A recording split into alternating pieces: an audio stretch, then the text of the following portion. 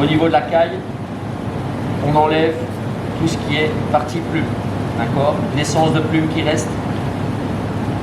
Ça, c'est une obligation, vu qu'on va cuire la caille complètement et que le client mangera complètement celle-ci. Donc, la plupart du temps, la caille est quand même relativement bien plumée. Tête vers soi.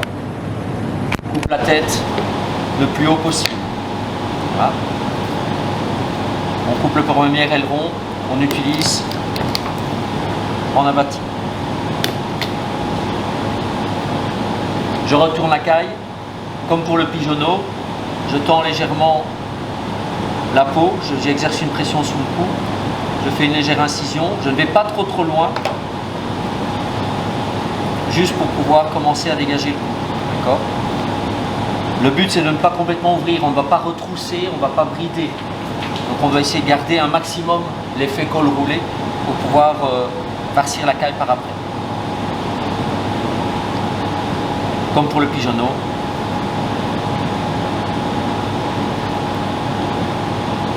On dégraisse. On tire sur la peau chagrin.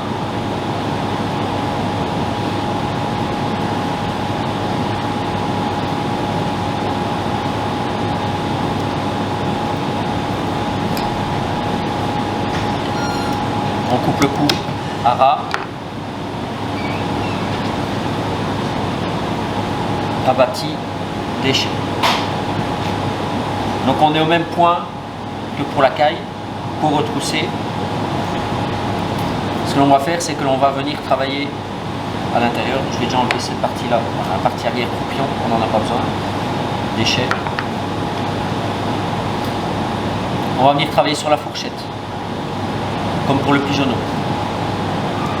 On gratte. On peut y aller, on peut manipuler avec les doigts, mais c'est quand même plus facile d'abord de fonctionner avec le couteau au départ. On va beaucoup travailler avec les mains, on va moins travailler avec le couteau. La caille est plus petite que le pigeonneau. Plus on va travailler avec des volailles petites, plus elles vont être fragiles. Plus il va falloir les manipuler avec précaution. Et les manipuler le moins possible aussi pour éviter l'échauffement. Comme pour le pigeonneau.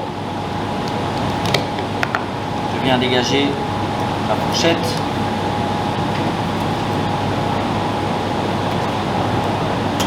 Je remonte la fourchette.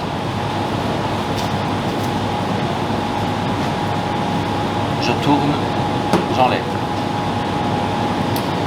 Pour avoir maintenant facile, qu'est-ce qu'il va falloir faire? Pour enlever, donc on va enlever par l'intérieur, par le cou, on va venir sortir la carcasse. C'est-à-dire que je dois arriver maintenant à dégager les filets de la carcasse et détacher la colonne vertébrale. Pour ce faire, on peut venir sentir où est le bréchet dans la volaille, rentrer le couteau et essayer de dégager les filets. C'est petit. Avec une volaille, ça fonctionne. Avec une caille, vous devez, par la tête, vous avez le bréchet qui est là, vous devez sentir le bréchet et vous devez venir longer le bréchet avec votre doigt. Délicatement, vous allez vers l'arrière pour détacher le filet. Et je sens, le couteau vous n'allez pas le sentir, je sens avec mon doigt, je viens détacher le filet et donc j'ai déjà enlevé le premier filet du bréchet, je passe de l'autre côté du bréchet et je fais la même chose. Voilà. Le but, c'est vraiment, on est dedans, on progresse, on fait glisser le doigt et on décolle la chair en fait de la carcasse de manière délicate. Je suis au-dessus au niveau du bréchet, c'est la partie la plus sensible puisque la peau est très fine, très saillante, d'accord? On va venir détacher, c'est le bréchet qui a cassé, par l'intérieur, décoller la peau du bréchet. Je vous montrerai après un petit peu plus loin pour arriver à la partie supérieure. Au niveau des ailes, on a enlevé la partie bréchet, on va devoir maintenant enlever, faire sortir la partie colonne vertébrale, puisqu'il y a bréchet, colonne vertébrale, la totalité. Pour pouvoir aller chercher et détacher la colonne vertébrale, on doit découper l'articulation au niveau de l'aile. D'accord?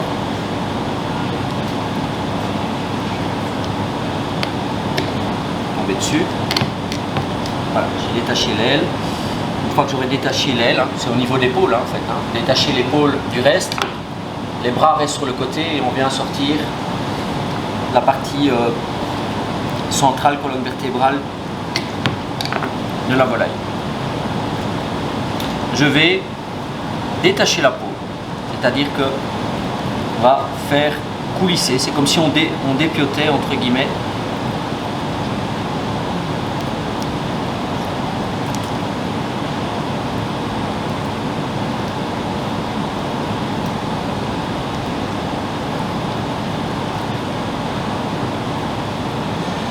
Vous voyez, je suis occupé de faire sortir la colonne vertébrale. Je n'ai pas déchiré la peau. Donc là, ça c'est la partie la plus délicate. Au début, ça fonctionne relativement bien parce que la peau se détache. Après, ici, il y a deux petits muscles, les petits solides qui vont retenir un tout petit peu la peau. Il faudra s'aider du couteau pour arriver à sortir la carcasse. Tout en progressant, je fais la même chose devant, c'est-à-dire que je viens récupérer le bréchet. J'ai le bréchet qui apparaît. J'ai décollé la poitrine, j'ai été décollée jusque dans le fond, mais elle est attachée juste ici sur le dessus. Je vais venir gratter,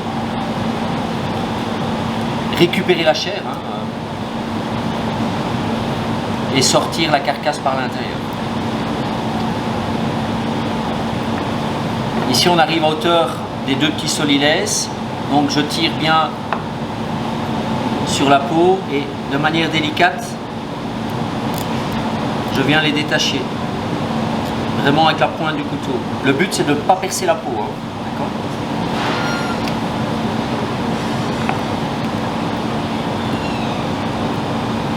Pour pouvoir progresser et continuer à avancer dans le dépiotage.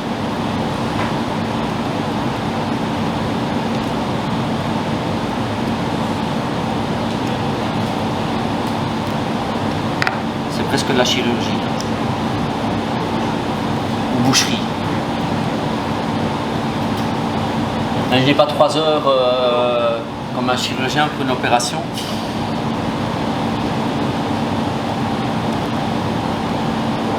Donc là, j'ai déjà une bonne partie de la colonne, j'ai le bréchet, j'ai une partie de la colonne vertébrale, la partie bréchet qui est ici devant. Je vous remets la caille comment elle doit être.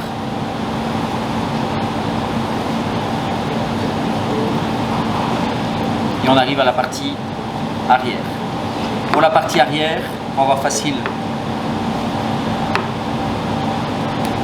à défaire, comme pour quand on enlève les cuisses au niveau du pigeonneau. On craque l'articulation, on sectionne les tendons.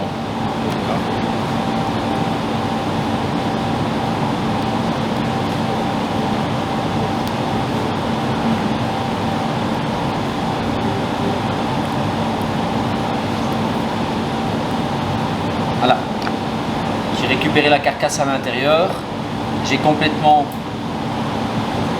vidé la caille par l'intérieur et j'ai accès, en la retroussant, aux petites parties de bréchet éventuellement restées collées.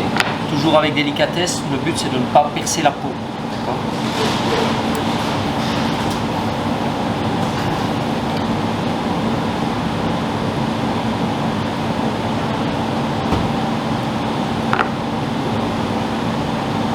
Carcasse pour le jus. J'ai une partie de chair qui est partie, c'est les parties faux filet. Grand filet, faux filet, même chose pour les cailles. Et donc en résultat, j'ai les filets qui sont collés sur la poitrine, la volaille est vidée par l'intérieur, il me reste la partie arrière au niveau des cuisses.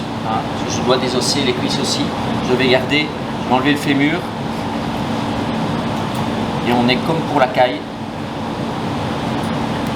Même principe, toujours bien aller voir quand même, sentir avec les doigts les petits morceaux de cartilage et les petits os qui resteraient.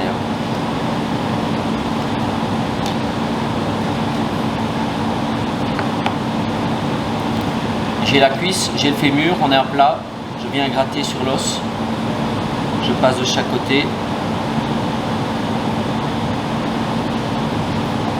Je vais chercher l'os. Je gratte jusqu'au bout.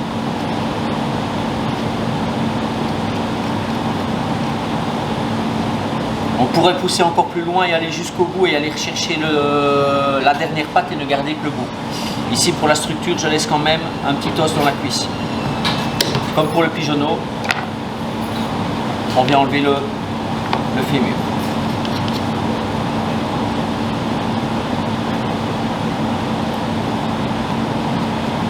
Il y a un tout petit peu de travail avec le couteau, sinon il y a essentiellement un travail avec le doigt pour vraiment bien sentir la carcasse. Donc là, il faut vraiment arriver à se transposer sur la structure. Toutes les volailles sont faites de la même façon, hein, que ce soit un pigeonneau, une caille, un poulet, la structure est la même. Voilà, le résultat, on a une cuisse désossée. Je laisse cette partie ici, au niveau de l'os, pour pouvoir farcir, pour avoir un petit peu plus de maintien. On pourrait venir désosser complètement celui-ci aussi. On ferait la même chose, on irait rechercher à l'intérieur. Et alors on retrousse, hein. On vient dégager ici autour du tendon, on retrousse et puis on vient sectionner l'os un petit peu plus loin et on ne garde que la partie supérieure. On aurait une cuisse complètement désossée. Ici, ce n'est pas le but de la préparation. Quand on va farcir la caille, mousseline de volaille, ce sera prévu avec des morilles à l'intérieur. On viendra avec une poche redonner la forme de la caille de par le coffre enlevé avec la mousseline. Les faux filets reviennent à l'intérieur pour pouvoir la refermer et la mettre en cuisson. Quand elle sera remplie, petite ligature au niveau des pattes arrière, le fait de redonner de la forme avec la farce à l'intérieur. Vous pourrez la maintenir pour une cuisson pré-cuisson vapeur ou idéalement avant de les retirer, vu qu'il y a une moussine à cuire à l'intérieur.